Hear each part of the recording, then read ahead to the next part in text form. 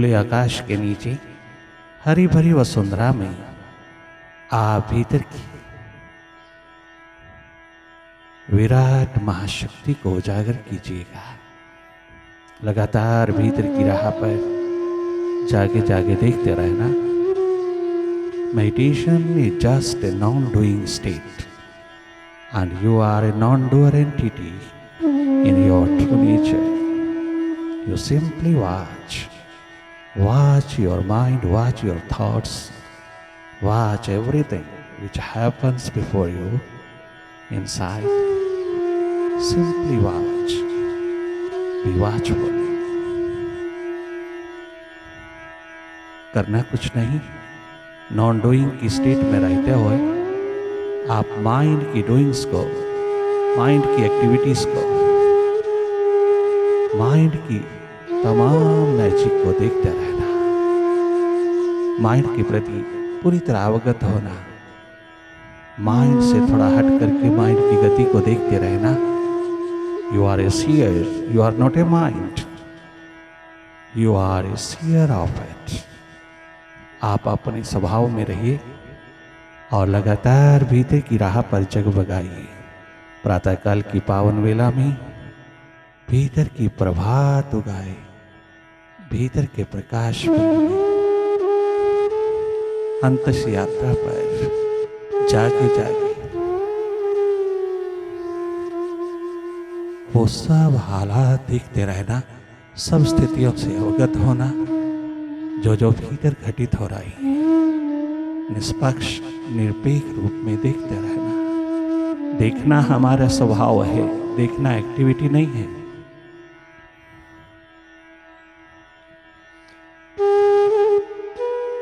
ध्यान का ध्यान रखना, कहीं खंडित ना हो। लगातार निरंतर अपनी ओर जागे जागे रहना, अपनी सुरती में रहना, अपनी स्वाभाविक स्थिति में रहना। बाहर की दोनों पलकें मुड़ते ही आपका देखना उद्घाटित हो जाता है, आपका देखना शुरू हो जाता है। बाहर से भीतर की ओर जरा सा टर्न करते ही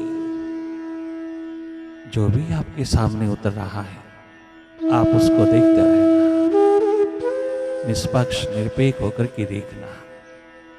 तुम अपनी भीतर की हर एक स्थिति के देखने वाले हो जाना। भीतर की प्रकृति को अच्छी तरह भांप लेना।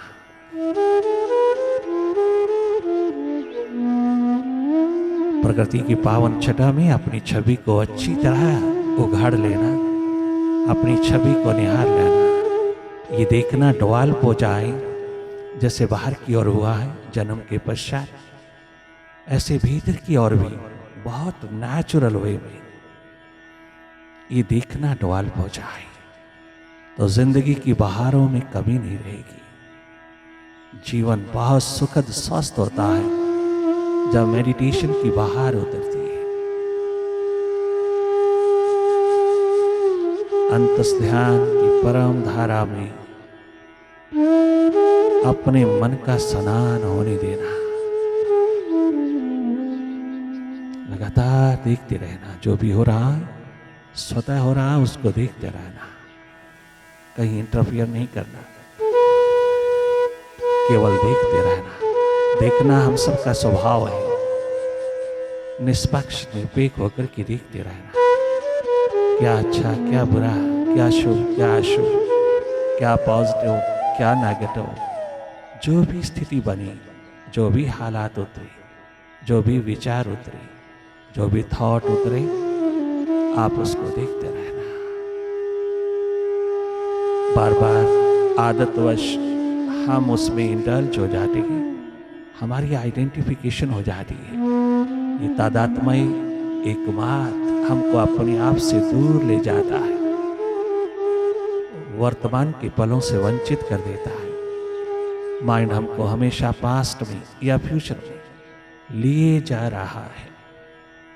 हर वक्त हर घड़ी mind is either in the past और इन फ्यूचर। ये कभी भी प्रेजेंट में नहीं है। वर्तमान के पल एकमात्र तेरा पालना है, तेरा झूला है, तेरा स्वभाव है वर्तमान में रहना। मन का स्वभाव है भूत भविष्य में रहना। आप स्वयं निहार लेना, स्वयं अनुभव कर लेना, स्वयं देख लेना। हम आपको आपका हाल चाल दिखाने आए हैं। हम कितना माइंड के साथ हैं और कितना मास्टर के साथ,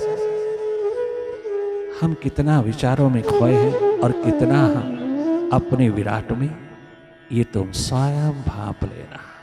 मेडिटेशन है स्वयं अपने अनुभव से जानना, अपने अनुभव से जानना। लगातार जागे जागे भीतर की ओर ये कमाई सुरती की, समृद्धि की, रिमेम्बरेंस की, ये कमाई अपने जागरण की, एनलाइटन स्टेट की, तुम शीघ्र उदीयमान करना। बहुत अनमोल खजाना उतरा है प्रकृति की पावन गोद में। तुम जी भर करके बटोरना अपना जागरण, अपनी अवेयरनेस, अपनी रियलिटी को, अपने बैलेंस को, अपने स्वभाव को बहुत अच्छी तरह संभाल लेना। संभलना, संभालना, अपने आप को, अपने पे दया करना, अपने पे करुणा करना, अपने पे कृपा करना, अपने पे रहमत कमाना, अपने अंधेरों को सर्वप्रथम विदा करना, अपनी एनलाइटन स्टेट को उपलब्ध होकर के जीना। ये तेरा धर्म है, यही एकमात्र तेरा स्वभाव है। स्वधर्म में रहना, अपने स्वभाव में रहना। तुम जागे जागे रहना, दोनों ओर जागे जागे जीना टोटलिटी है, टोटल लाइफ है। कहीं अधूरापन न रह जाए जीवन जीने में। दोनों ओर जागे जागे अपनी संपदा, अपना शिखर संभालना। भीतर आप जो भी देख रहे हो वो आपकी अपनी फीड की हुई है। वो आपने बाहर से जो जो फीड किया है जाने अनजाने में, वो सब लेयर्स बाय लेयर्स तेरे सामने आएगा। और जितना आप इसको निष्पक्ष निरपेक्ष होकर के देखोगे, उतना ही ये विसर्जित होता जाएगा। ये सब यूजलेस थॉट्स, अननेसेसरी थॉट्स, जाने अनजाने तूने भीतर फीड किया है, यही एकमात्र तेरे समक्ष आ रहा है। आप इनको विसर्जित करने के लिए जो तेरी टेंशन, स्ट्रेस, डिप्रेशन का कारण बने हैं, इन सब को विदा करने के लिए तुझे कुछ करना नहीं, तुझे केवल जागे जागे इन सब को देखते रहना है। जो जो तेरे समक्ष, तेरे सामने घटित हो रहा है, आप न्यूट्रल एनर्जी होकर के इन सब को देखते रहना।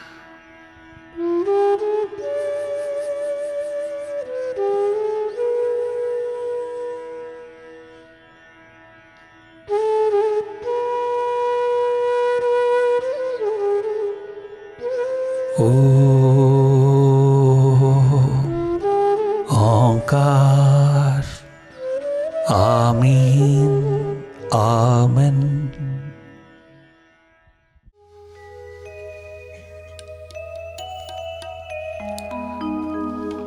ऐसी निगाह बना दे ओ मालिक, ओ साहिबा, ओ प्रीतम,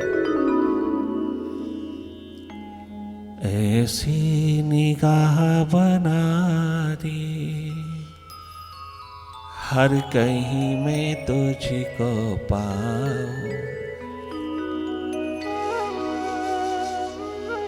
तेरा ही नाम हो लब पर, तेरे ही गीत गाऊं।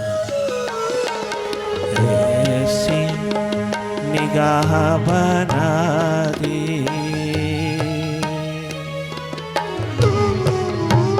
ओ निगाह के मालिक, ओ निगाह के देनहार, ऐसी नजर बना दे।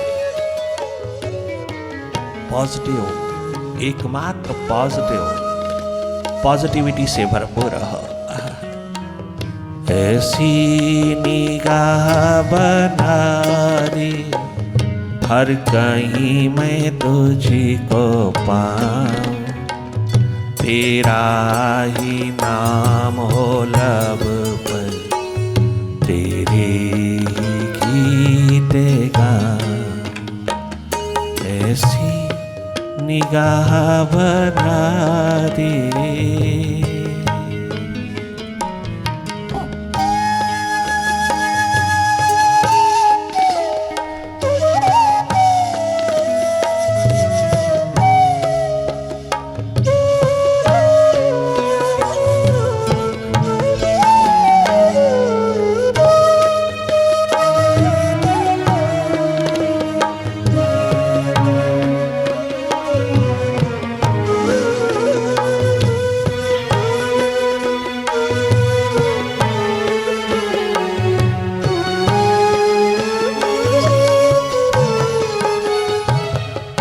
तेरे नाम का ढिढोरा सब जग ने सुन लिया, तेरे नाम का ढिढोरा।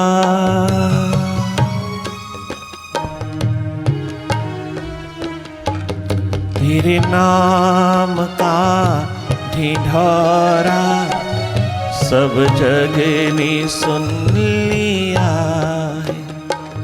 कोई खार ले गई है, मैंने फूल चुन लिया है, मैंने फूल चुन लिया।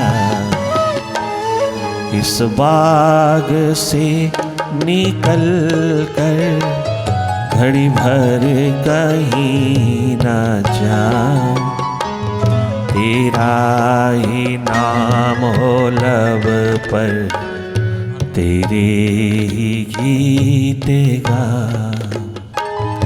इस बाग से निकल कर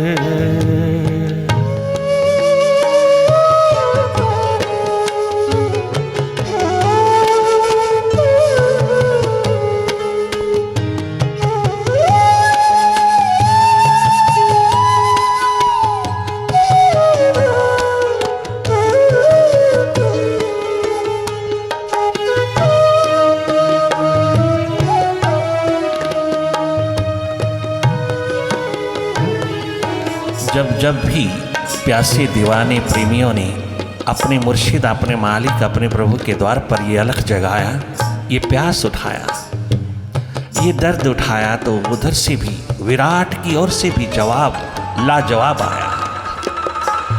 क्या गजब का इशारा किया है उस विराट ने। अरे मुझे चाहने वाले प्यासे दीवाने, मेरा होकर के जीने वाले, मेरे अंतर्गत होकर के जीने की प्यास रखने वाले, तेरे रास्ते में जो जो भी प्रॉब्लम, समस्याएं, अड़चन आती हैं, वो सब स्वतः ही विदा हो जाती हैं जब एक युक्ति पिरो लेगा। तो युक्ति क्या है? पिरोते ही मुक्ति मिलती है। माइंड से मुक्त होता है तो मन से मुक्त होता है। एक छोटी सी युक्ति पिरोते ही ध्यान की प्रेम की लहरों में डूबते ही ये मनवा स्नान करता है, ये उसके प्रति समर्पित होता जाता है। जब तो इससे हटता है तो इसके पास कुछ नहीं, जड़वाता है, ये मैटर है, अपने आप तेरी ओर उतरता चला आता है। उसने बहुत सुंदर युक्ति दिया, उसने पुकार भी उठाई, प्यासे दीवानों ने सुनी। जाग उठेंगी ध्यान की लहरें,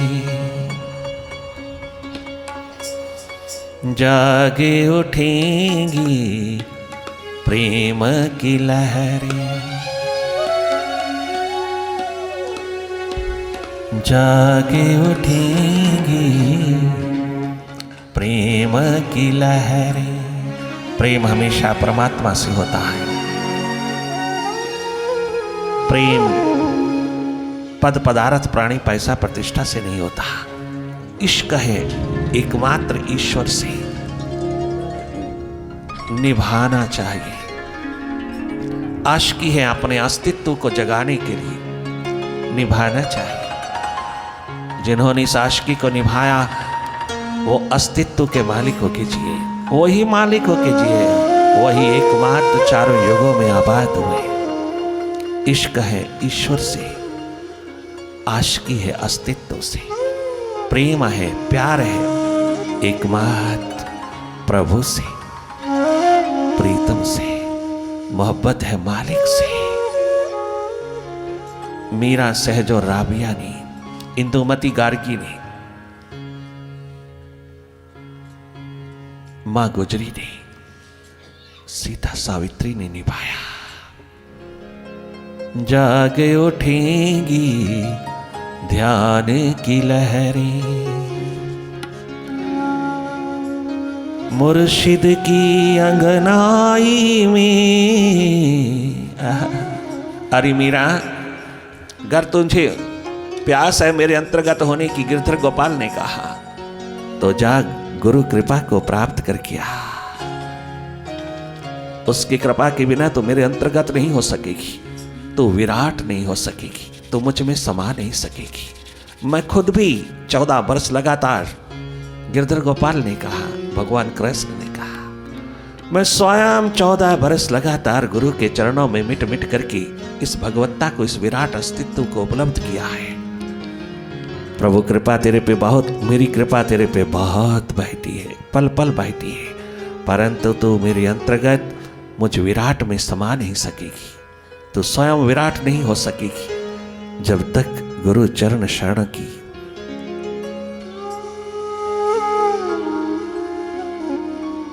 आभा को पिरो नहीं पाएगी। यही कहा भगवान कृष्ण ने अर्जुन को, तद्विद्धि प्रणिपातेन परिप्रश्नेन सेवाया उपदेक्षन्ति ज्ञानम ज्ञानिनस्तत्त्वदर्शिनः। यही कहा विठ्ठल भगवान ने नामे को, नामे तो मुझे भले नित दूध पिला, नित भोग लगा, मैं रोज रोज प्रकट हूं तेरे सामने, मैं रोज रोज लिविंग रूप में तेरे सामने खड़ा हूं, प्रकट रूप में, तो मुझे रोज दूध पिला, तेरा कल्याण नहीं होगा।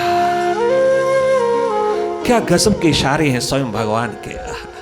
लोग कहते हैं गुरु भगवान नहीं होता। कौन सा ऐसा भगवान है दुनिया में जो गुरु कृपा के बिना भगवान हुआ है, जो गुरु के चरण शरण में मिटे बिना भगवान हुआ है? ऐसा कोई भगवान बता तो दीजिए। स्वयं भगवान कृष्ण 16 कला संपूर्ण कहता है, मैं गुरु के चरणों में 14 वर्ष मिट मिट करके आया हूं। गोपाल के रूप में गया था, 17 वर्ष की आयु में गया था, गुरु ने रिजेक्ट कर दिया था, गुरु ने मुझे एडमिशन नहीं दिया, गुरु ने मुझे रिजेक्ट कर दिया। 17 वर्ष का बच्चा, बालक यहाँ पर एडमिट नहीं हो सकता, जाइए यहाँ से। ज्ञान विज्ञान आत्मज्ञान आत्म अनुभव की इस चौपाई में नहीं उतर सकता। 7 वर्ष की आयु में आया जाता है गोपाल, 17 वर्ष की आयु में नहीं। मैं कहाँ बिठाऊंगा, किनके साथ बिठाऊंगा, किनके बीच बिठाऊंगा तुझको? वापिस लौट जा। क्या गजब का गुरु है गुरु संदीपनी। 16 कला शिखर को भी रिजेक्ट कर रहा है। You will not be admitted in my ashram, in my university.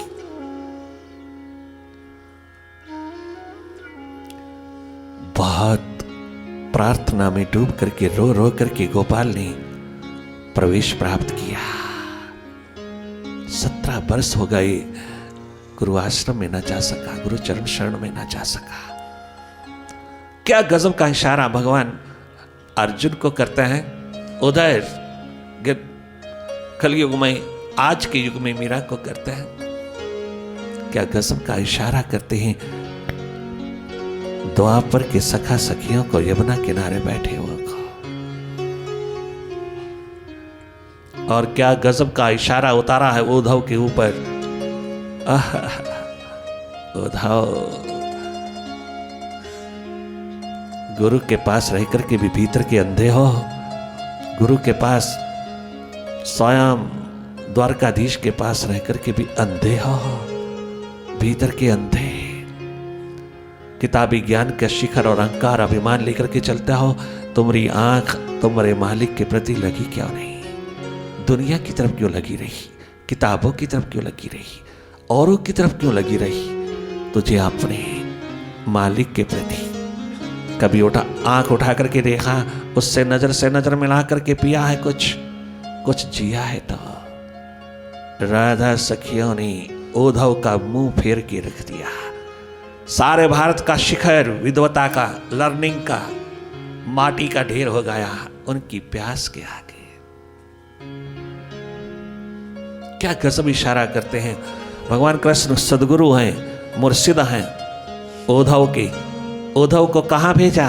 जहां प्यास छलकी है, जहां दर्द उठा है, जहां दीदार उतरा है, जहां वो स्वयं विराट उतरा है। दिशा दी गया, उद्धव सदा के लिए उदीयमान हो गया, अहंकार मिट गया। क्या गजब का इशारा किया। नामे जब तक गुरु कृपा का पात्र नहीं होता, किसी जागे पुरुष के चरण शरण में तो मिटता नहीं, तब तक तो मेरे अंतर्गत नहीं हो सकता, तब तक तो मुझ में नहीं समा सकता, तब तक हम दोनों अलग अलग बने ही रहेंगे, हम दोनों एक नहीं हो सकेंगे। आत्मिक तल पर एकत्व की स्थिति कर पाना चाहता है, 24 घंटे 12 मास का आनंद लूटना चाहता है, अनलाइटेंड स्टेट होना चाहता है, जा किसी जागे पुरुष के द्वार पर। मीरा को दिशा दिया गिरधर गोपाल ने, भगवान विठल ने दिशा दिया, नामी को नामदेव हो गए। जा उस मंदिर के बाहर बैठे हैं एक जागा पुरुष।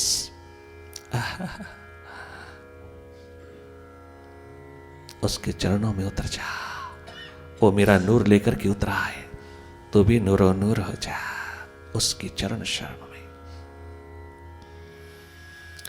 जागे उठेंगी ध्यान की लहरें, मुर्शिद की अंगनाई में,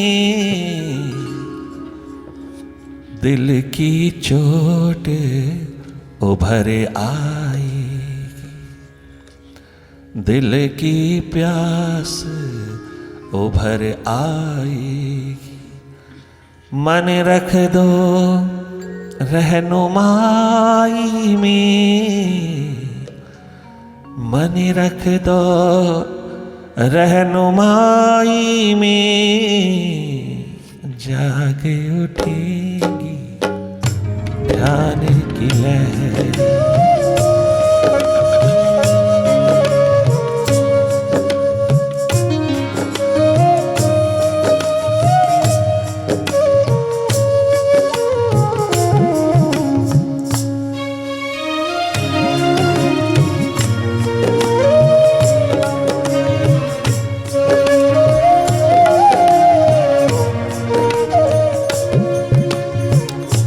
मुर्शिद गाए बादी सभा में, मुर्शिद गाए तेरो मुर्शिद गाए बादी सभा में, पैरों में घुंघरू बांध लिए, मुर्शिद गाए बादी सभा में, पैरों में घुंघरू बांध लिए, ध्यान का नगमा छेड़ रहा है, ध्यान का नगमा छेड़ रहा है।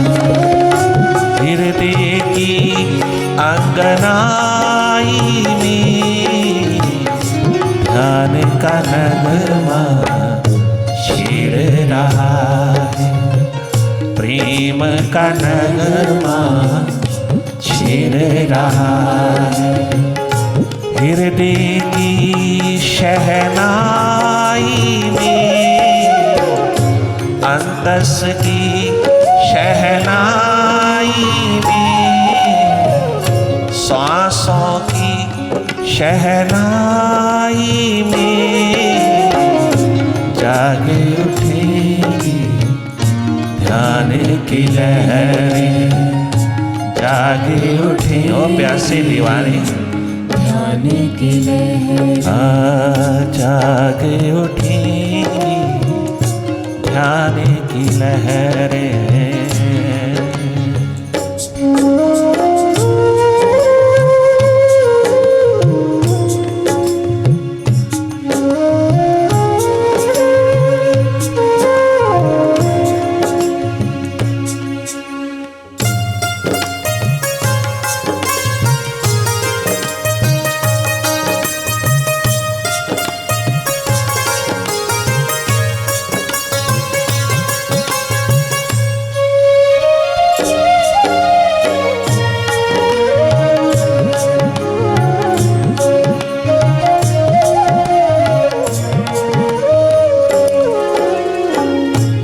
लहरों में डूबा, ध्यान की प्रेम की सुरती की लहरों में डूबा हुआ, निमाना सा होकर के रहने वाला लहना अपने गांव का लैंडलॉर्ड लगातार 8-9 बरस क्या चरणों में मिटा। कभी जताया नहीं, जनाया नहीं, कभी अपना अस्तित्व दिखाया नहीं। प्यास दर्द दीवानगी का डूबा हुआ लहना गुरु नानक देव के दरबार में ऐसे पांव रखता है, ऐसे कदम रखता है कि कदम कभी डावाडोल नहीं हुआ, कदम कभी हिला नहीं, कदम कभी पीछे मुड़ के देखा नहीं। ऐसा कदम रखा